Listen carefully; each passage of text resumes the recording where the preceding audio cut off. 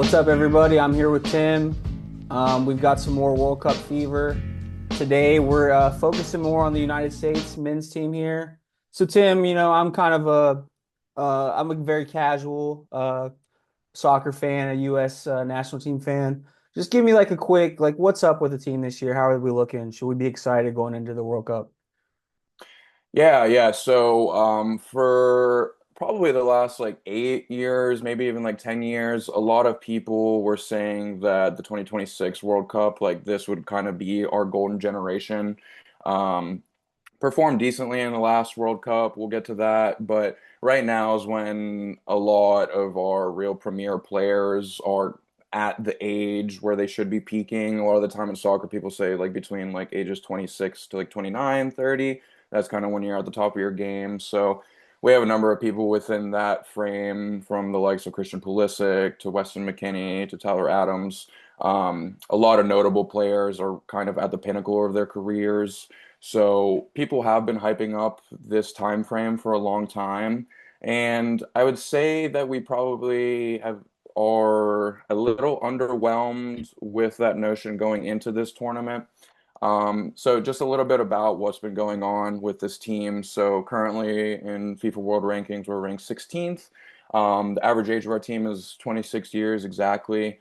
That's tied for the fourth youngest average age for a team in the tournament. Just for reference, Cote d'Ivoire is the youngest team at 25.48 years per player, and Colombia is the oldest team with an average of 29.98. So that's kind of insane just to think about, like we're already like on the tail end of that age bracket. Like I was we're actually thinking it's kind of refreshing because like the Spurs in the NBA, like their average age is like 22 or 23. Yeah, true. so I'm kind of like, okay, yeah, we're kind of still playing age here Yeah, we would be unk status on most of these teams, for sadly. sure. Yeah. But regardless, so in terms of like how we've done in the World Cups like before this, so the best ever finish we had was third, but that was in the inaugural World Cup back in 1930, so I don't really even necessarily count that. So in more recent times, the best finish that we've ever had was reaching the quarterfinals, and that was in 2002 in South Korea, Japan. Going back to our most recent performances in the World Cup, so 2022, we got out of the group stage and lost 3-1 to the Netherlands in the round of 16. Um, Kind of talking about how this would be the golden generation. The general idea was that it was too early for us back in 2022. Um, the Netherlands, they just completely outclassed us. They looked like they were a team on a different tier than us, so it wasn't really a surprising loss by any way. I Didn't think we wasn't it Memphis Depay? Didn't he have a really good game? Or was it? yeah. I'm pretty sure Memphis Depay scored in like the 10th minute or something Mhm. like that, and they kind of just like sucked all the energy out of the game. Then I'm pretty sure Denzel Dumfries, no, Denzel scored towards the end of the game. Somebody scored like right on the brink of half. So it was just kind of like all of the gas was let out of the balloon like shortly after the game even started. But so making it to the knockout rounds, that's kind of like the status quo for the US team. Now, that performance in 2022 was much better than 2018 when we didn't make the World Cup at all. That was almost like a huge inflection point for the USMNT. When we refer to USMNT, that's US Men's National Mhm. Team. Um, so that was like a huge inflection point for just like the system of soccer in general here. If anybody has not heard, if you Google Taylor Twellman rant, it's going to come up immediately. He was like this former US player who was a pundit for a while, and he just had this like legendary rant after we failed to make the World Cup after either tying or losing to Trinidad and Tobago. Mhm. So that was really the low point for us recently. And then the World Cup before that, 2014, we lost 2-1 against Belgium in the round of 16. For those who might remember, that's deemed the Tim Howard game. He saved a record 16 shots in that match, and kind of similar with the Netherlands, just outclassed, you know. So going into this tournament, the general idea was that this could be finally the time where we can elevate ourselves into a higher echelon of some of the teams around the world. But I, I don't know. It's hard to say. I don't think that this is like the best team that we've ever had. It's really hard to say. Like the floor is pretty low and the ceiling is pretty high. So I think when we have these two friendlies that come up before we play the World Cup, one is against Senegal on the 31st, and then against Germany on June 6th. I think that those are really going to be kind of the tells of where we're at in general. Yeah, Um, I know I remember in 2022 it feeling like there was excitement that we made it this far, and it felt like that we're only going up from here. Like this, we're gonna get better. Like 2026 was the year, like you were saying. And now building up to it, it feels like I don't know. It's kind of the hype has kind of cooled down a little bit. Like I don't, what's been going on like recently? Have they won like has been any major like victories in building up to the World Cup or anything? yeah, yeah. So that's a good point. I mean, like at the end of the last World Cup, like one of the things that was talked about especially is not only is this time frame, quote unquote, the golden generation, but it also aligns with the World Cup coming here for the first time since 1994. So people were really excited about the marriage of those two ideas. So fast forward to where we're at now. So last World Cup, we had Greg Berhalter as our coach. Mixed opinions on him. Just kind of like the definition of mid, in my Hmm. opinion. Nothing exciting about him. Like his the way that he would like pass the ball to his players when they were taking a throw in was like a highlight of his. So that Wait, gives you an what would he do? he would do these like nonchalant, like behind the back bounce passes to Oh, his okay, players, and yeah. everybody's like, "Whoa, dude, this guy is fucking awesome," you Probably not know? good if that's like the number one thing that you're known Yeah, for. Yeah. and he was like a sneakerhead. So like Mm-hmm. these are the things that I'm talking about Greg Berhalter, you know, like nothing Yeah. having to do with like tactics or being a good Hmm. coach or anything. So people were generally underwhelmed with his hire, and so the US soccer system decided to shoot for the stars. And so 2 years ago, we hired a dude named Mauricio Pochettino. Um, People who are versed in soccer will know that name. He was best known for being Tottenham's coach whenever they reached Champions League final in 2019. He also managed PSG while they had Messi, Neymar, and Mbappe. So it was kind of a surprise whenever we landed him.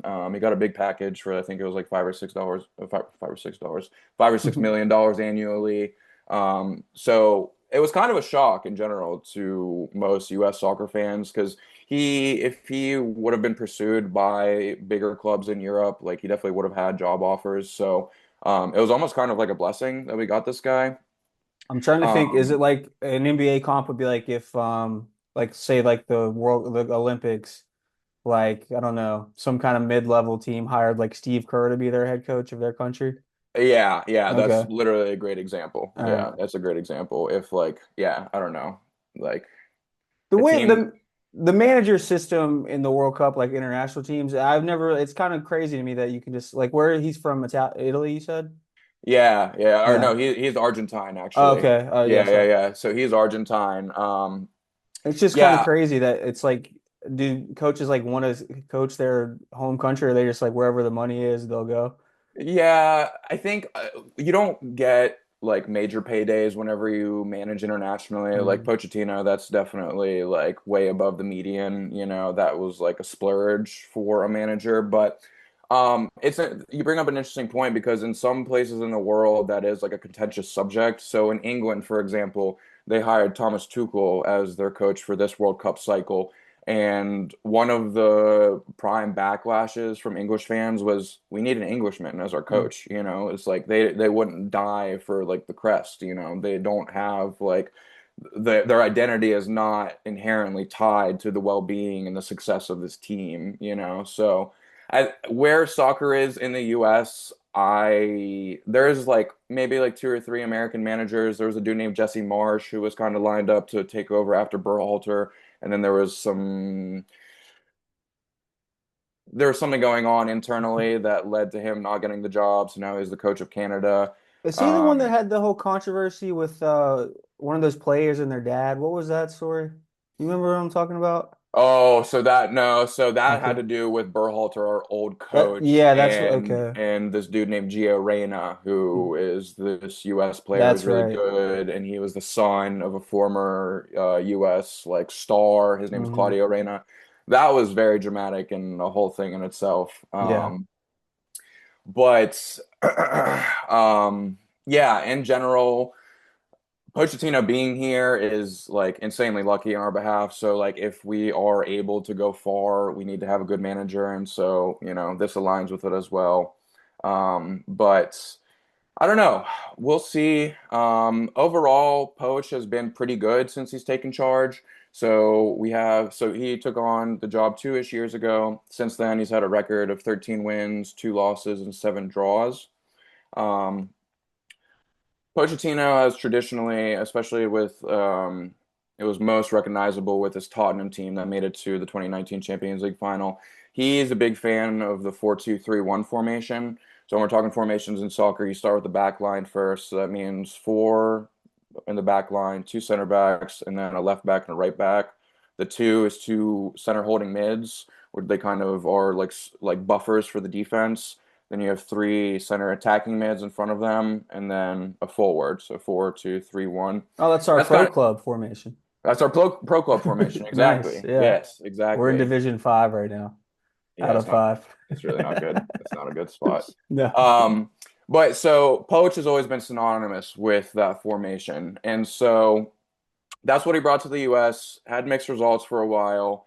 And then last July is whenever there was an inflection point for this specific roster and squad. So last July, we lost to Mexico, who's like the US's most bitter rival in soccer. We lost to them in a North American tournament. It was called the Gold Cup, and we lost 2-1 to them in the final.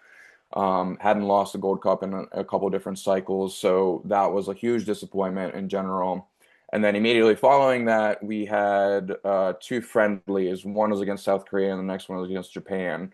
So in that first game against South Korea, we started out with a four in the back system. So when we say four in the back, that's the 4-2-3-1 that we're referring to here.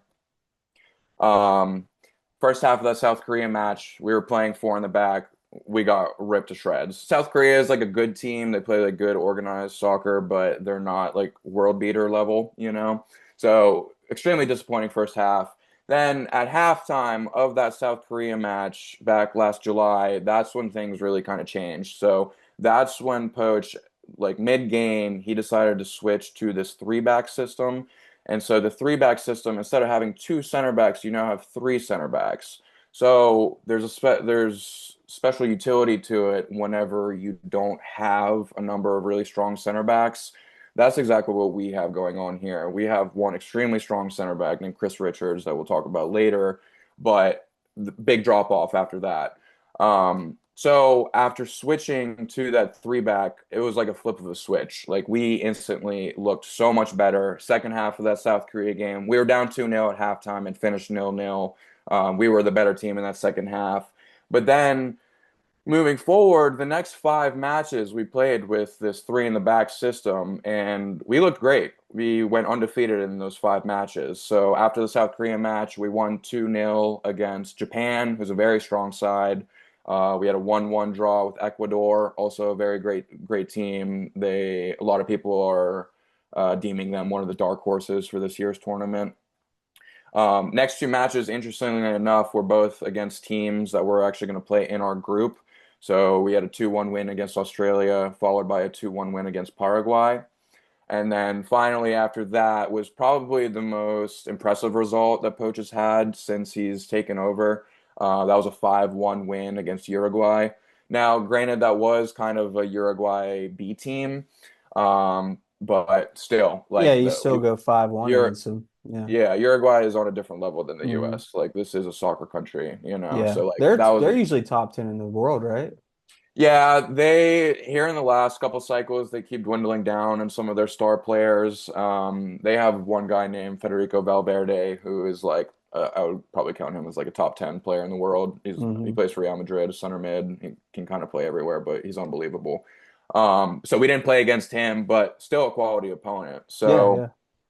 so we look great with this three in the back system. Three center backs, usually Chris Richards in the middle because he's the best one, and then help on both sides of him, right?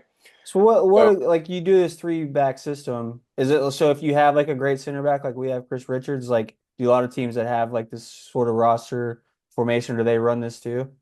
I think that the second center back is like critical for this. If you have a really strong second center back, then play a four in the back. That's Yeah. fine. At that Oh, so point, okay. So if you don't, it's yeah. better. Okay.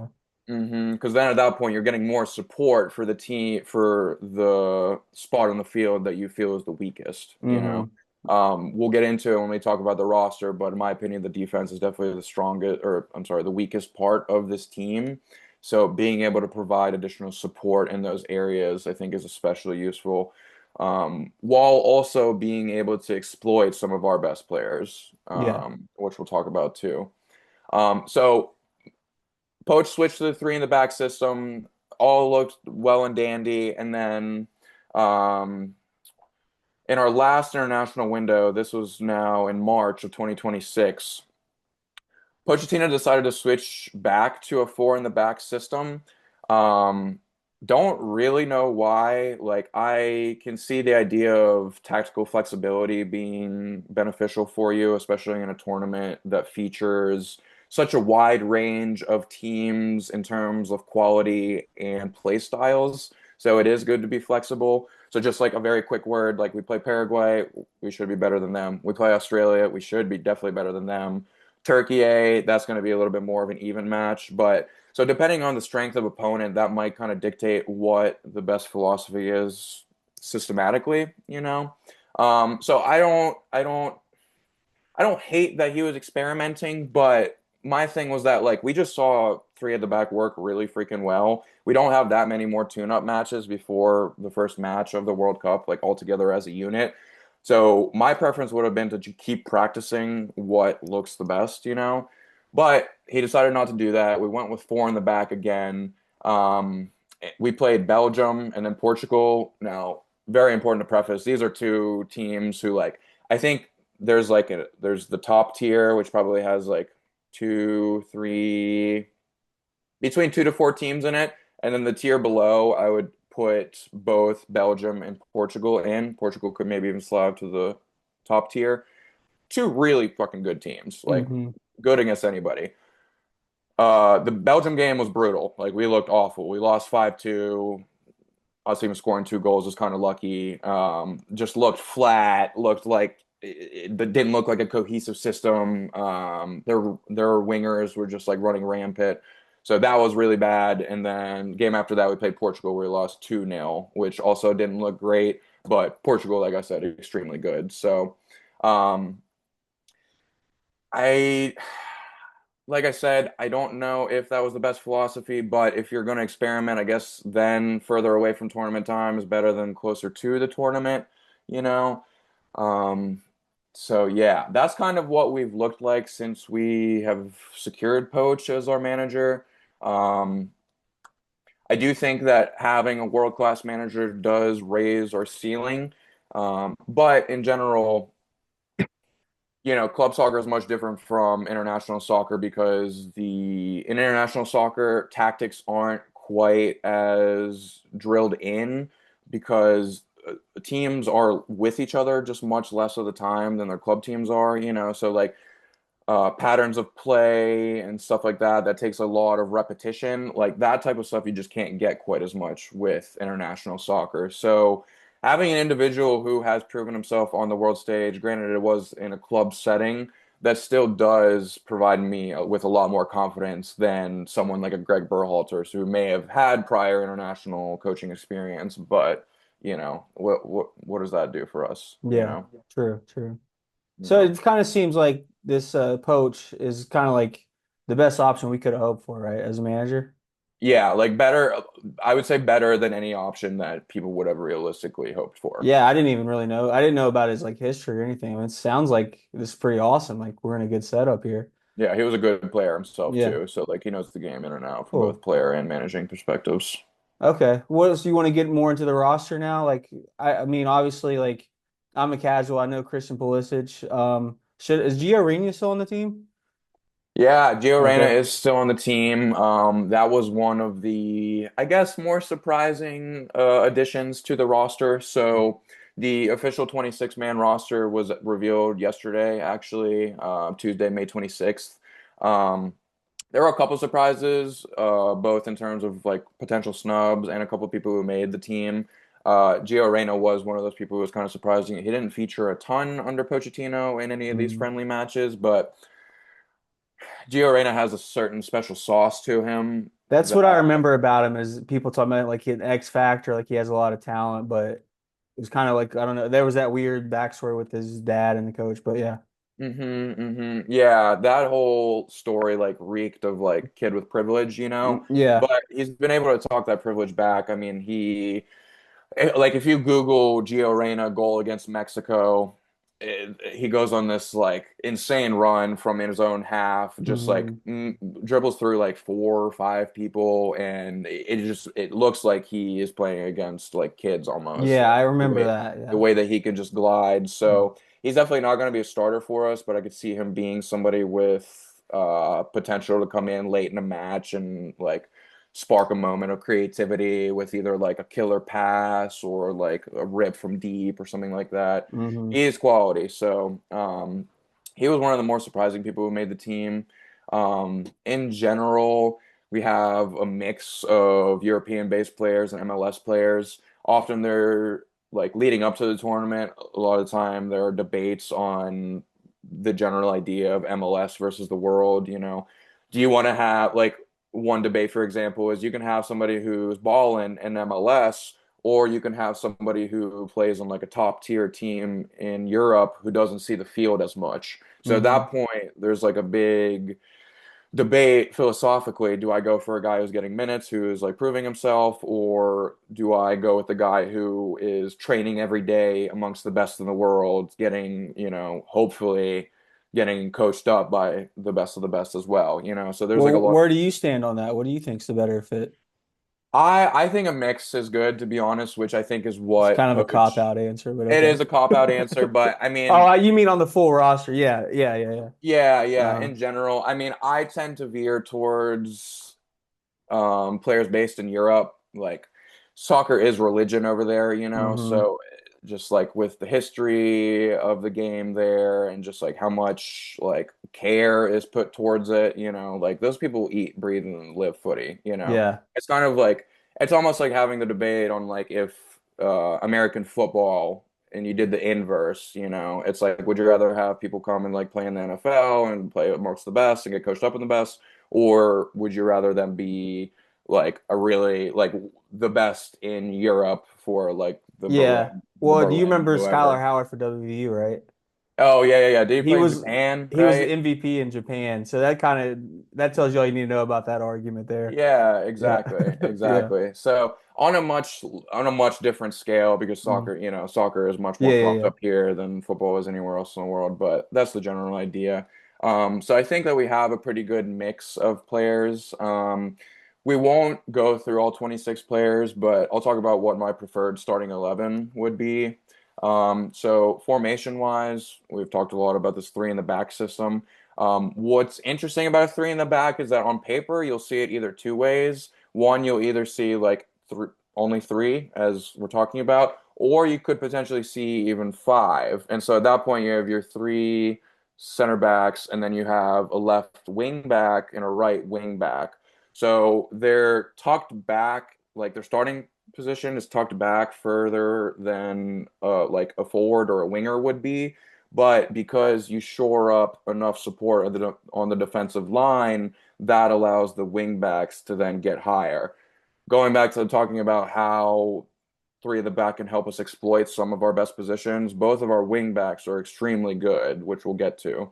Um, so before the tournament, like if you're seeing the lineup, you might see a three, you might see a five.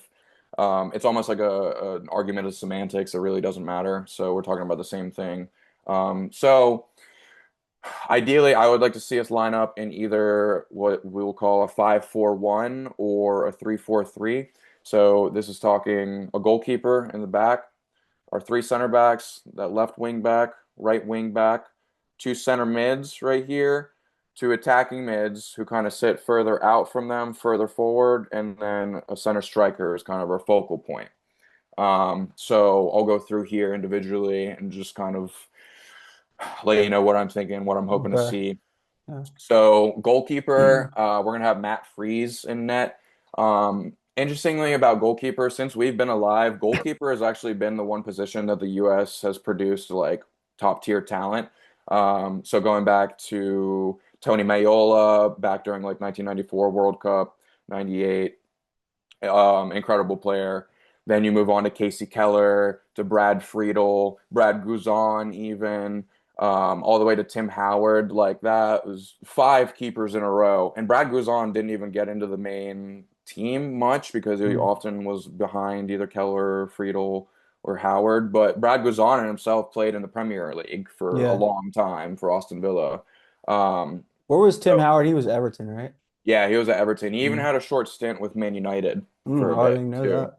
Um, so unfortunately, that is not the case this time. Our goalkeeper is probably one of our weakest, if not single weakest positions on this squad. So for the last World Cup, we had a dude named Matt Turner in net, and he was okay. He kind of had a weird come up. He didn't start playing soccer until like late in college, and then he played for an MLS team, New England Revolution. Played really well. Got a lot better in a very short period of time. And so US fans were thinking like, okay, we have our dude again for the next like 10, 12 years or so. Goalkeepers on average, they can actually play a lot longer than field players because they Yeah. don't have to, not running like 10 miles a game. Hmm. So Brad Friedel, for example, he played until he was like past 40. Yeah, it wasn't I remember Tim Howard and Guzan being really old too. Yep. Brad Guzon as well. Tim Howard, he may have retired around 40, but in Mm. general, you can play for longer when you're a goalkeeper. So Matt Freese, he plays in MLS. He plays for NYCFC. He's gotten the most minutes under Poach, so that leads me to believe that he is going to be our guy. It's important to develop chemistry between your goalkeeper and your back line. The further back that you go, the more that you see everything in front of you. So your center backs and your goalkeeper, they see the most. And so the hope is that they're communicating the most and the loudest, giving out directions whenever they can.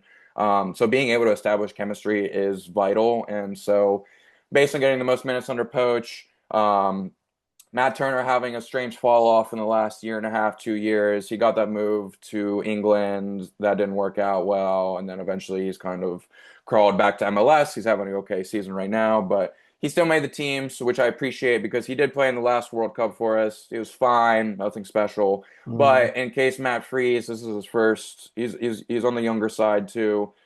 This is his first major tournament. So if he gets into the first game against Paraguay and has the yips, like pull a hockey move, just get Mm. him the fuck out and get Yeah.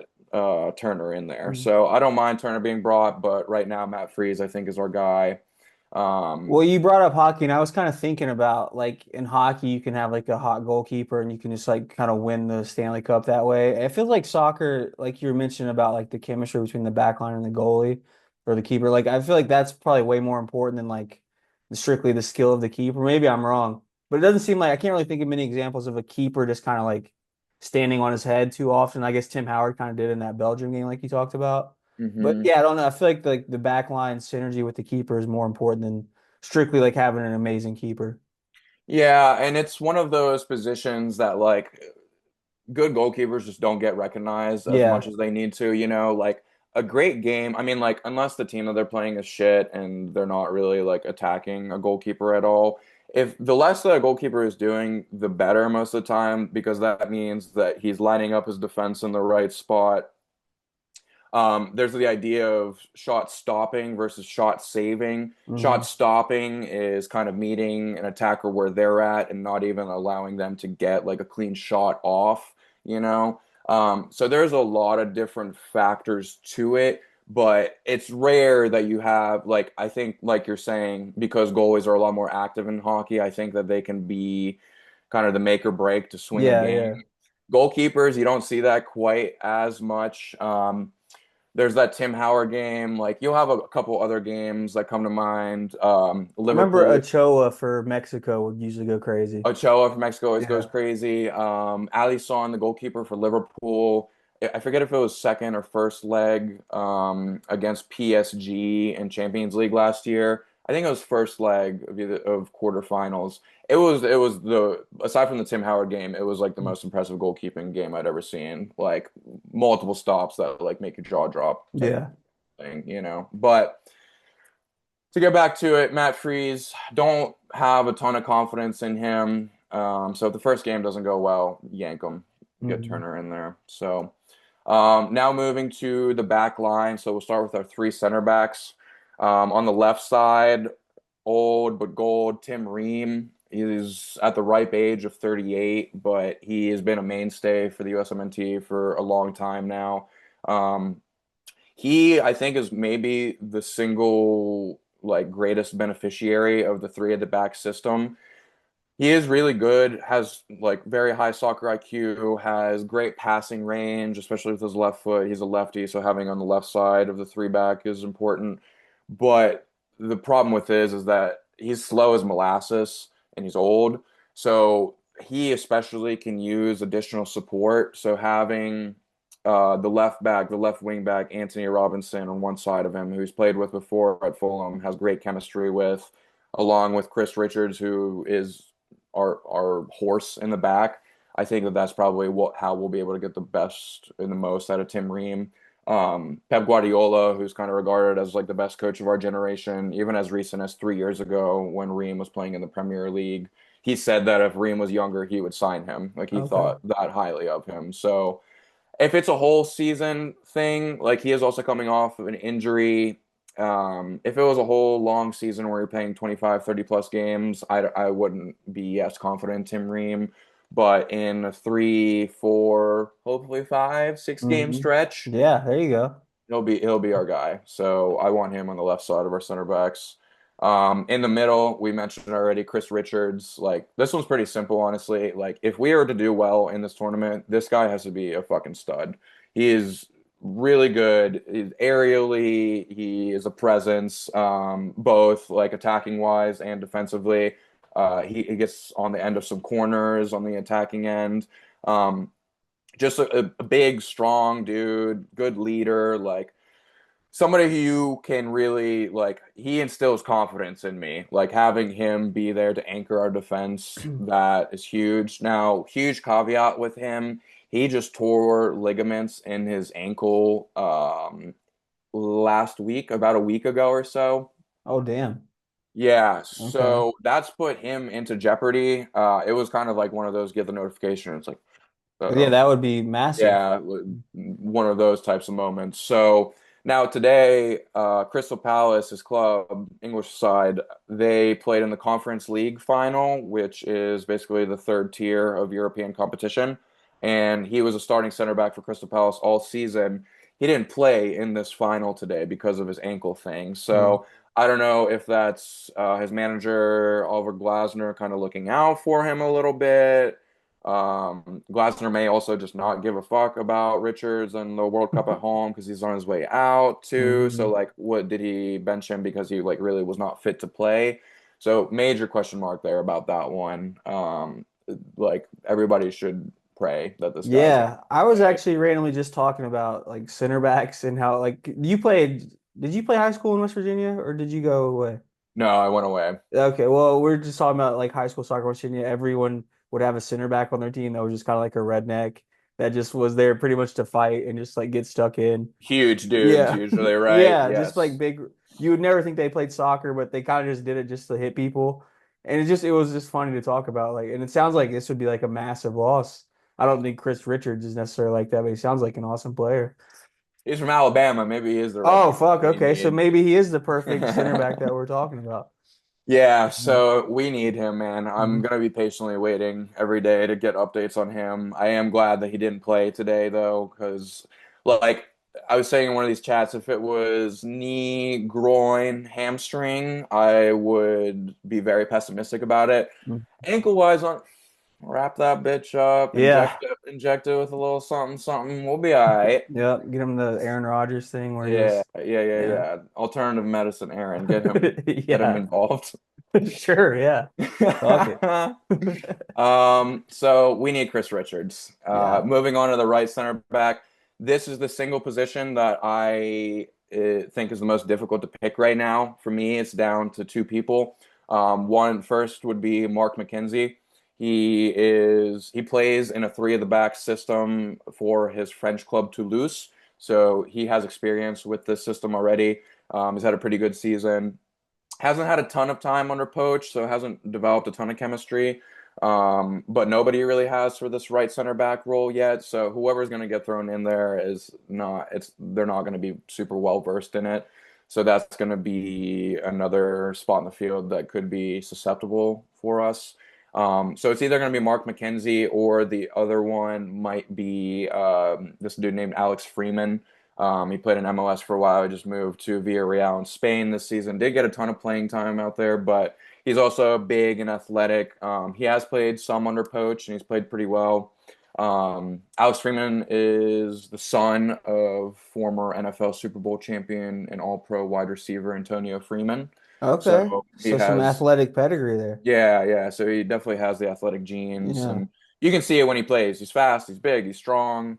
Um, so It kind of I sounds like to me that this right center back is kind of like an X factor type position. Like if this goes bad, it could really go bad for the team. But if we get a good some good strong performances here, it could really like shift things for it. You want to get into the wingers now? Yeah, yeah, totally. So we talked about our goalkeeper, left center back, right center back. Now we'll move to those wing back positions that we're talking about. This is definitely a strong point for our team. So on the left side, we have a guy, Anthony Robinson. Sometimes he goes by Jedi Robinson. Okay, I Don't remember actually, him. yeah, don't know where that nickname came from, but he's an extremely good player. Last season, he was actually in the conversations for best left back in the Premier League, one of the best left backs in Europe. So last year, super strong season. Got hurt towards the end of it, and then going into the season, some of those injury issues kind of followed him. But he ended the season very strongly. Um, as I mentioned, he played with Tim Ream at Fulham, actually. So between their time at Fulham together and with the U.S. men's national team, they've developed a very good chemistry. So I think that the left side, especially as we talk about Christian Pulisic, who's also going to be on the left, I think the left side is going to be especially potent for us from an attacking side. So I'm excited to see what that's going to look like. Once again, the three at the back system allows Jedi to go further up the pitch where he's good defensively, good one-on-one defender, recognize spaces appropriately, but he also can whip in a really good ball into the box as well. We've even seen times that Poach has kind of pushed him into center midfield a little bit from that left wing back role. So we'll see. I definitely want to see him get involved a lot. He's definitely one of our best players. So that's going to be definitely a key to our Mhm. team is how that left side looks going attacking wise. I Googled why he was nicknamed Jedi Robinson, and the first thing is a Reddit post, and it's just like I can just read like the one sentence, and it says Anthony Robinson referring to himself as Jedi is really dumb. If anyone in your life told you their self-chosen nickname was Jedi, you wouldn't call them that. So I think he just gave it to himself. Nice. Very But cool. whatever, yeah, who That cares? That's cool. that's selling him. All right, so we got Anthony Robinson on the left. On the right, we have another very strong player, Serginho Dest. So for those who don't know this guy, he might be the single most exciting player to watch on our team. He's got wicked foot skills. He's really quick, so it's very common for him to like pull a nasty move on somebody and push the ball past them, just sprint right by them. Um, he is injury prone. That's kind of been like one of the main things about him in his career. So praying that he can stay healthy throughout the tournament. But in general, once again, another part of the pitch that we really want to exploit out wide on those flanks. So watch for him to be attacking down the right channel, right side channel often and whipping balls into the box. He can also score. He's like hit some screamers for the U.S. So hopefully we can get a little bit of attack out of our two wing backs, which I think is going to be key for us.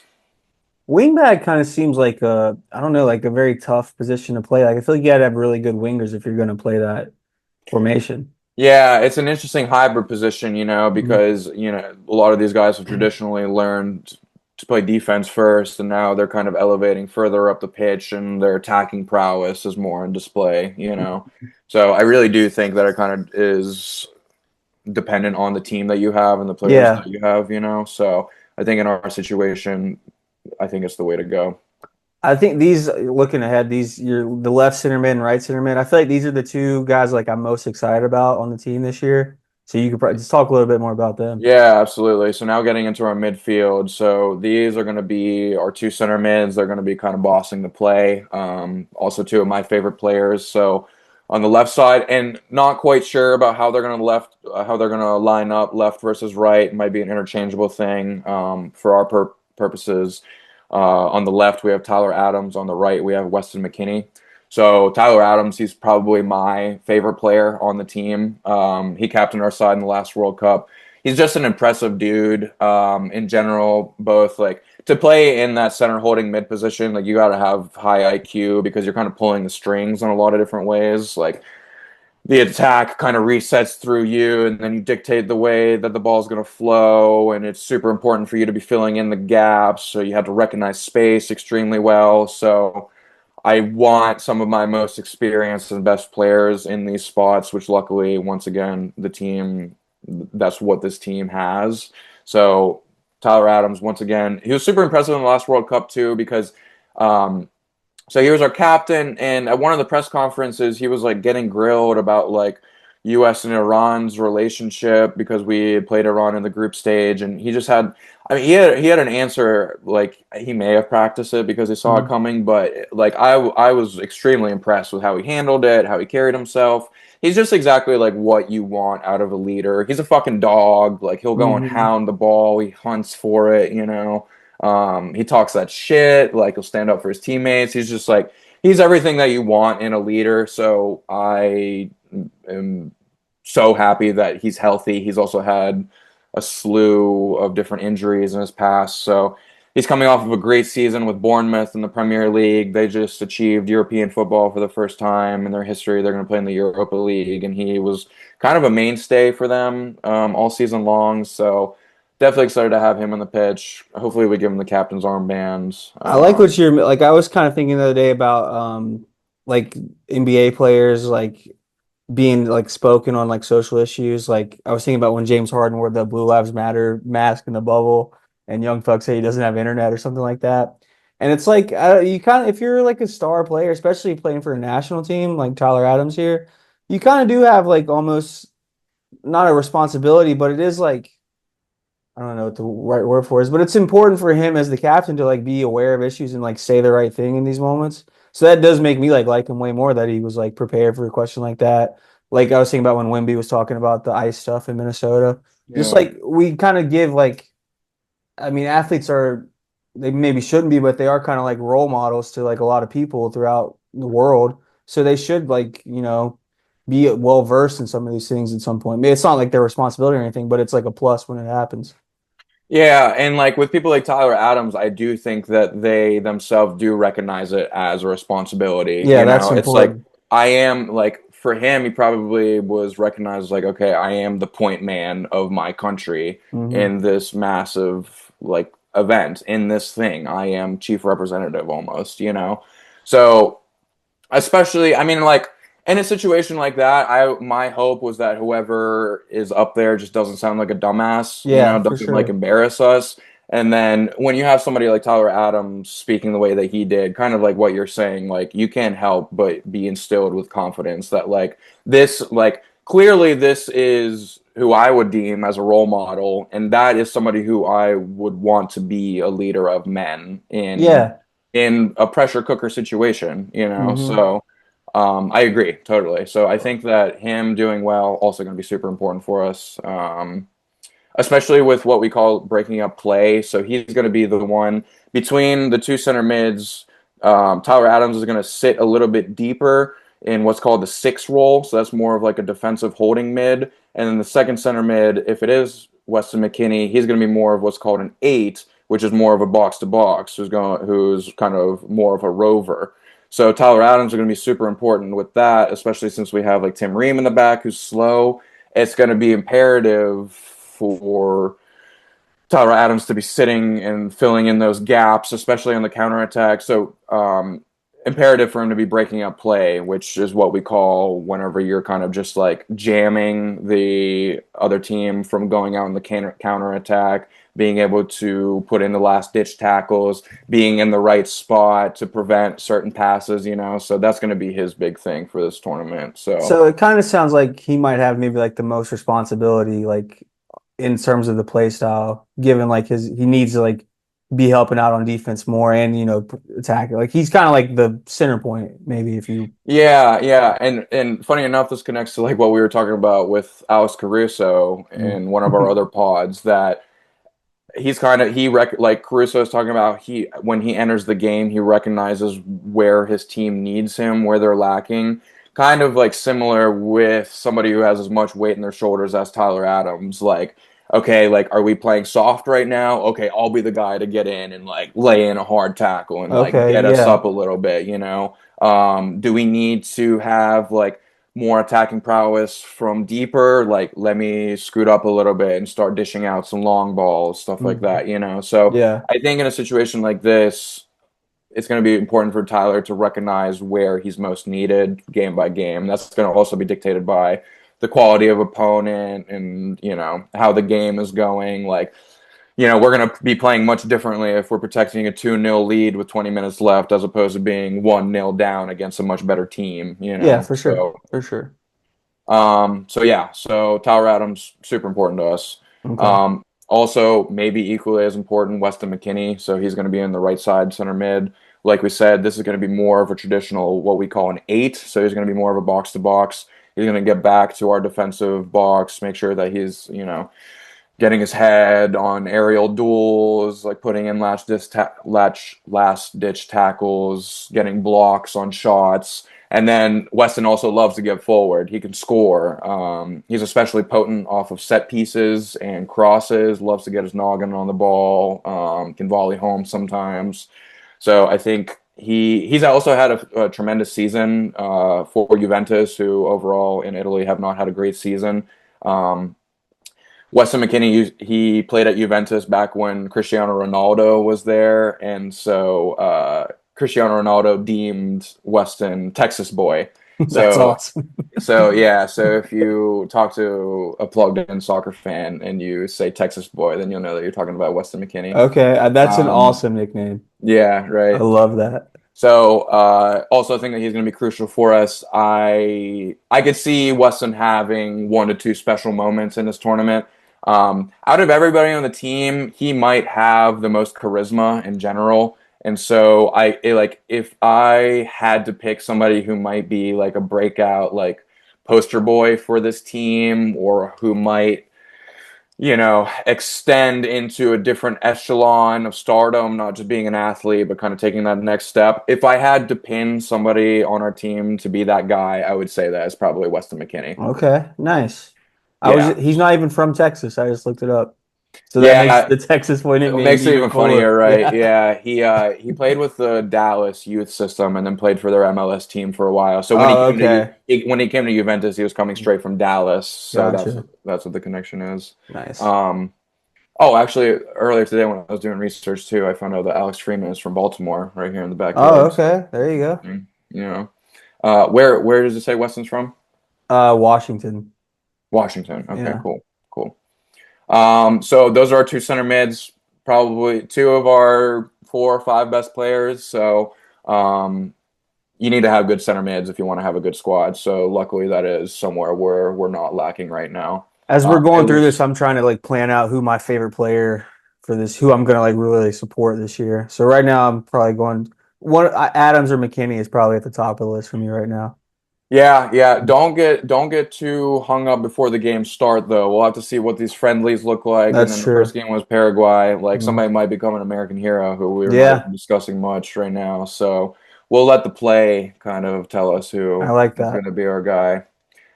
So those are our two center mids. Now we're basically moving into our 3 attackers. So this is going to be our left center attacking mid and our right center attacking mid, followed by our single striker up top. So going back to talking about the left, so in the left attacking mid position, this is going to be Christian Pulisic. This is the guy that most people have heard of, more than likely. Like This is USMNT's guy. His nickname is Captain America. A lot of people regard him as the single best U.S. soccer player ever, even at a young age. I think he's only 27 right now. He's the only American player to ever feature and win a Champions League final with Chelsea. Um, Extremely skilled on the ball. Just seems like when he's on, he's one of those people where it seems like he's playing the game in slow motion compared to other people, like almost like in a Luka Doncic type way. Um, High IQ, can score, can play a killer ball, can beat more than one person on a dribble. He is world class, truly. He's coming off of a really bad season with AC Milan, though. So That's what I wanted to ask you about. I was just looking. This was in April 27th. He was on a 16 match drought without scoring. Did it go any longer than that? yeah, he still didn't score after that to round out the season. So Oh he's no. not in a good place right now. He has had great career or great club career success this past season, not as much, but in general, he's been good for club, but he hasn't quite like etched his name into folklore with USMNT yet. So it's interesting with this. Christian is a sensitive guy too. Like his coach or his manager at AC Milan like talks about like he's especially sensitive. So like when he's in a slump, it can tend to affect him more than it would affect other players. Um, so that coupled with Christian also had like a kind of like weird public breakup that took place within the last couple months. Um, so he's coming off of a rough year altogether, both in his life and professionally. So I can see it going one of two ways. The way that I think that it's going to go is that I think that he's going to use this as like a revitalization point and kind of just be like, okay, like fuck all this shit that just happened this last year. That was all awful. Like, let me show out for the home crowd at this home World Cup. Like, I think that he does have the potential to be a star and make this his World Cup. Or it can go the other way in that he feels all of this pressure. Everybody's been calling him like, the best soccer player that we've had in a very long time. All this, all that. Like he could internalize all of that pressure and could collapse even, especially Yeah. coming off of a season that's been lackluster. Mhm. I think we're all rooting for the former rather For than the sure, for yeah. sure. Yeah. So kind of like we were saying with Chris Richards, like for us to succeed in this tournament and to make it to the knockout rounds and beyond, like Christian Pulisic has to be at the top of his game. So we'll hope that he is feeling okay. Yeah, well, maybe he just needs like you said, he's in the past he's had a lot of club success, but not the national team success. So maybe he flips the switch this time. Maybe he needs Hmm. like this change of scenery, and he comes back home and just goes crazy. Yeah, the change of scenery is a good point. Like he could see this as his breath of fresh air that'll Yeah, actually kind of help him get over the hump. So we'll see. we're But rooting for him.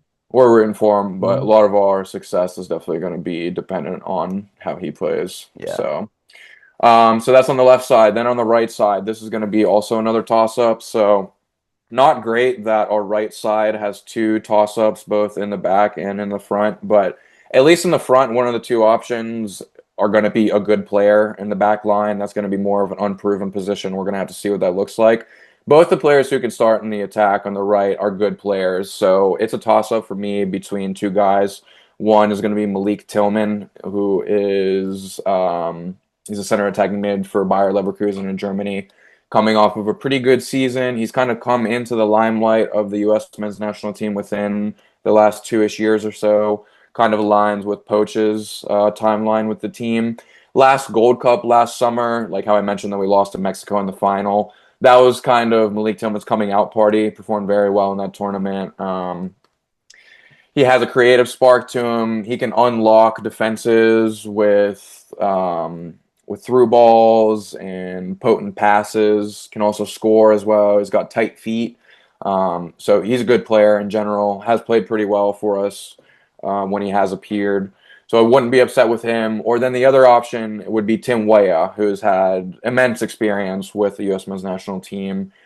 He's played for a number of top tier European sides, kind of had a weird season at Marseille this past season. Marseille is like a good French team who kind of had like a dumpster fire of a season with all kind of like dramatic stuff going on internally.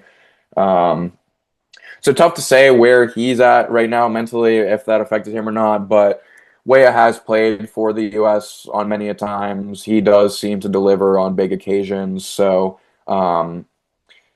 I wouldn't be upset with either of them being in that spot. And also with Weah too, he's also very accustomed to playing in that right wing back position. So I give Dest the edge over Weah, but I would not be shocked at all if I see Dest start on the bench, Weah in that right wing back position, and Tillman in that kind of right attacking mid position. Okay. So Yeah. so a couple of different options there. All this goes to say that we do have a couple good options coming off the bench in those wide areas, especially too, which like the further that we go on in the tournament, the more necessary it's going to be to tap into our bench and get have them produce. So Yeah, who, I mean, would we have any, who on the bench excites you? Like who could come in and like make some noise? So we'll talk about Balogun real quick Okay. up top, and then we'll talk about Yeah. some of the bench guys. So Balogun is going to be our guy up top. Florin Balogun, sometimes referred to as Flo. Okay. Also going to be a super crucial player for us in this tournament. You got to have a good goal scorer if you want to go far in international competitions. The U.S., is really lucky, honestly, that we have this guy. He played for England's youth national teams, basically growing all the way up until 2023, and then that is when he decided to, whatever the correct terminology is, deem himself with American nationality. Like the nationality rules in international soccer are very loose. Like if you have like a you know a second uncle or something who lives somewhere Hmm. else, like you'll be able to play for that country. So blah blah blah. Balogun has some sort of distant relative who is American, which basically gave him the opportunity to be able to play for the U.S. The rule is basically until if as long as you don't play for the senior national team a single time, then you're allowed to play for another team. So like Okay. after Balogun played his first game for the senior U.S. national team, that's what then revoked the ability for him to go play for another country. So in 2023, he decided that he was going to play for the U.S. England's pool is just at a much, much, much different level than the U.S.'s. So he probably recognized, like, oh, like if I play pretty well, like I'll be able to come and start in a World Cup, which he wouldn't have been Mm. able to do for England. So that's exactly what's happening here. He's a good player. He's an all-around, like, good forward. He can score when he gets the ball in the box. He can unlock a pass. He can beat a player. He can score off of set pieces as well. So he's solid all around. He's also coming in off of a stellar season with his club, Monaco, in the French first tier. Scored 18 goals in all competition. There was even a point where he scored in 6 consecutive league matches in a row. Okay. So, I like um, this. I like the sound of this. so he's going to be. I mean, I've said it probably for like 4 or 5 different guys now who are going to be like crucial to our success. But Hmm. having a dude who can reliably score, that's like one of the most important things in a competition like this. So for all Absolutely. of our betting fans, if you were to bet who's going to be the top U.S. goal scorer, I would definitely put money on Balogun. Okay. I It like would that. probably be between Balogun or Pulisic, Hmm. and I would tend to think that Pulisic will be more in a creator role, especially since he knows that he has a number 9 who he can play well with. So, Yeah. Okay. um, That's some good insight there. but yeah, so before getting into the bench real quick, just like the main ideas, like we had mentioned before, is that this three at the back system helps us exploit those really good attacking players that we have, namely Jetty Robinson on the left, Serginho Dest on the right, Pulisic up top left, and then whoever it is between Tillman or Weah, maybe even Gio Reyna off the bench in that right side. I think that is really where we're going to get most of our attacking threat from. Um, Kind of going back to how we mentioned international competitions like this is less focused on the tactical side of the game and those patterns of play and the systems. A lot of success can be dependent on individual talent and brilliance. And so being able for us is going to be important to be able to isolate our good wing players out wide without clogging those areas up too much so that they have the ability for a Pulisic or a Dest to just have one defender in front of them and space in behind to then be able to attack them, play into that space and behind, and then that open space is then what allows you to come in centrally and either feed balls into the box to your number nine who's waiting for a cross, cutting inside and hitting a finesse shot to opposite corner. All of that is dictated by if we allow that space to be created on those wings, you know. Because like Christian Pulisic, for example, he there's been plenty of times where he's played as like a number 10 who's like a center attacking mid or further back even as a center mid. And the problem with that is that Pulisic is a lot less potent whenever he has one his back to goal, so he's like receiving a ball and then has to play off of somebody else. That coupled with having 3 to 4 players between him and the goal as opposed to just one, that's basically like zapping all of the best parts out of Pulisic's game. So I think that that's why both the formation and the players that we have, all of that together, I think feeds into this idea of how we can help exploit those wide areas where I do think that's where we're going to find the most success with this Okay. team. So, um, but yeah, you had mentioned the bench. So Gio Reyna, that's going to be a very interesting one. Talking about the snubs, so one of the names I was surprised that didn't make the team is this guy named Diego Luna. He had played the seventh most number of minutes under Poach since he's taken control. He was kind of a mainstay for the squad. Kind of a creative spark off the bench. Can play a nifty pass. Has good feet. So it was kind of surprising that he didn't make it, but instead we did fill in for a guy who's very similar with this dude named Alex Zendejas. Zendejas, he um, similar to Balogun, he had the choice to play for either Mexico and the U.S., and he had played for both youth national teams, so it was really kind of 50-50. He decided to go with the U.S. a couple years ago, and he has not been selected as much as people thought, but kind of the same deal as Luna. These are like short guys who have incredible feet, are quick laterally, players who will be useful to bring in off the bench late in a game, especially against like in Australia that plays in a low block system where they have like 9 to 10 people behind the ball, and you need just like a dude who has like a single moment of just like creative juice in a way, you know, Yeah. who can like unlock a defense with a single pass. So Diego Luna was one that I was kind of surprised to not see. And then snub wise, also this dude named Tanner Tessman, who had featured a decent amount for Poach. Um, how we had talked about how Tyler Adams is going to be that center mid who holds more, who's our six. We don't have very many sixes on our bench, so Tanner Tessman probably most people were noting him as gonna be the first guy off the bench to fill in for that role if we need somebody. That was also kind of a surprise that he was left off.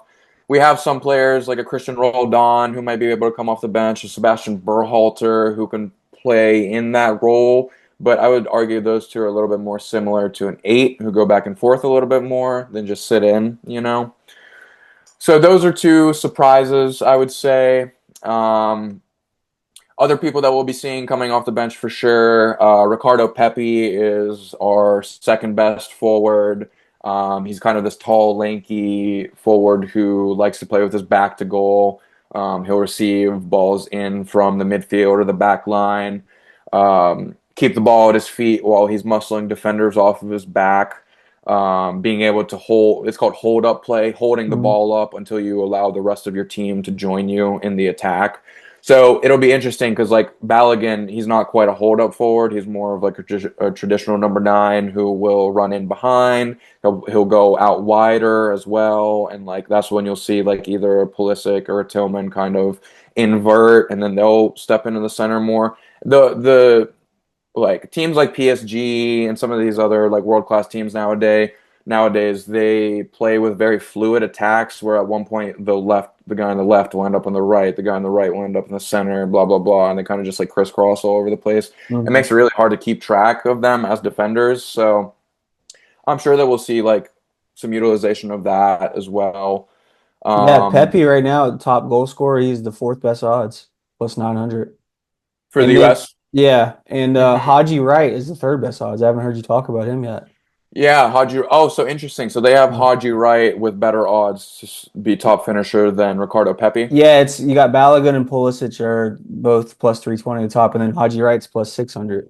Interesting. Yeah. So I would personally think that Pepe is probably second in the pecking order, so he would be taken off of the bench quicker than Haji Wright. Okay. But Haji Wright did score in the last World Cup. He's coming off of a good season as well. So yeah, I don't know. That's almost like a toss up, I would Yeah, so say. you're that's just some value there for Pepe then, I guess. Yeah, 'Cause there's some okay. value there. All right. Could see a game being tied 1-1. He comes in the 82nd minute, nods one in off a corner in the 89th minute, Nice. takes That'd be home all the awesome. glory. Yeah, that Imagine would be this exact cool. situation happens and this would be a hell of a clip. Yeah, we're hopping on the pod immediately if that's the Yeah. case. Hell yeah. Um, but yeah, so in general, I think that's kind of what we're looking like heading into this World Cup. Um, I we're certainly gonna feel like I've learned a lot about this team. Yeah, so I think that we should be excited. In general, like the team definitely has potential to do well. We're going to do another pod a little bit closer to tournament time. That's going to talk specifically about our group. So our group has us, Paraguay, Australia, and Turkey, as we had mentioned. So in that episode, we'll talk a little bit more about like floor of the team, ceiling of the team, what group prospects look like. But yeah, I think that this sets Mhm. the stage pretty well for like what our team looks like, how our form has looked coming into the tournament. Once again, we had mentioned that like we have these two friendlies. The first one is both against very good opponents, Mhm. Senegal on the 31st and then Germany on June 6th. I think these are going to be our final opportunities to tweak. I think especially the Senegal game is going to be super important because the Germany game against the Germany game on June 6th, that's already 5 days out from the tournament start. So like in that game, if I was the manager, I would already at that point be cautious with like my best players, not wanting them to get Mhm. hurt. Like I wouldn't want them, sprinting their lungs out after a long season domestically. So that Germany game may be a little bit more chill. It may be a little bit more. It might be a little different compared to the Senegal game. I'm really excited for that Senegal game. Shout out to our friend Josh, who is going to be at that game down in Oh, Charlotte. awesome. Yeah, Senegal is probably the best team from Africa in this year's tournament. Have a I, couple world class players, so I'm super excited for that match. That's really going to kind of show what kind of medal we have going into the tournament. I always love the African teams in the World Cup. I feel like they're always like so exciting and fun. Yeah, totally, and their fan bases are always awesome. Yeah, for sure. Yeah, so. All right, Tim. Well, thanks, man. You gave us. I feel fully prepared. I feel like I know the strengths and weaknesses of our team now. I'm ready to root for him, man. Yeah, I'm excited, Yeah. man. We'll see. We'll see what happens. All right, dude. Thank you. All right, brother. All right.